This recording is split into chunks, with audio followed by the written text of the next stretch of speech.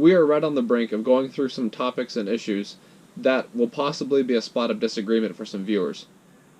I could be labeled as spreading misinformation or hate speech. Some might even call me a bigot. But, like Vodi Bakum once said, I'm just the messenger, so please don't get mad at me. If you got a problem with something I'm saying, take it up with the author, God. I just carry the message. Now this video is more of a warning and reminder for me, as well as letting you know what to expect from this channel. You see, we are called to accurately handle the truth. 2 Timothy 2:15 says, "Do your best to present yourself to God as one approved, a workman who does not need to be ashamed and who correctly handles the word of truth." So for starters, I need to be humble. There are plenty of places in the Bible where it talks about being on guard for false teachers who preach for fame and greed. I need to remember that I get to use this ministry, and I get to play a part, and I get to use my talents and gifts for Him. I need to never forget that the cross is all I should boast about. And I need to be compassionate. Ephesians 4:15 says, "Instead, speaking the truth in love." And I need to be aware that not everyone should teach. James 3:1 says, "Not many of you should presume to be teachers, my brothers, because you know that we who teach will be judged more strictly." So I need to take this seriously. Another pitfall I need to be careful of is bias.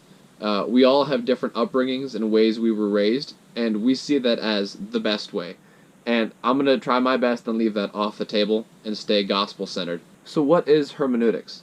Hermeneutics is a fancy word that means the art of studying the Bible. And this involves knowing that context is key. When looking at context, it's important that we look at the original audience, what was going on in their town, what kind of things were they dealing with, as well as the grammatical forms, the way the wording is laid out. And there's two ways people do this: exegesis and eisegesis. Exegesis can be described as expecting God to show you something, and eisegesis can be described as, I already have an idea. Now how can I shift things around to prove it?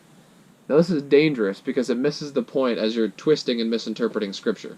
Some questions we need to ask ourselves is, what does it say? What does it not say? And the sneaky one, what do I want it to say? Where a lot of well-intending groups can go wrong is when they say, what does this passage mean to you?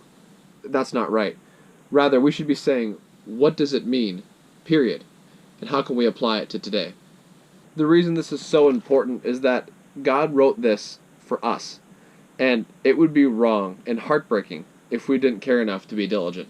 For the last 10 videos, including this one, we've laid the groundwork for what is coming up, and we've needed to instead of just jumping right in.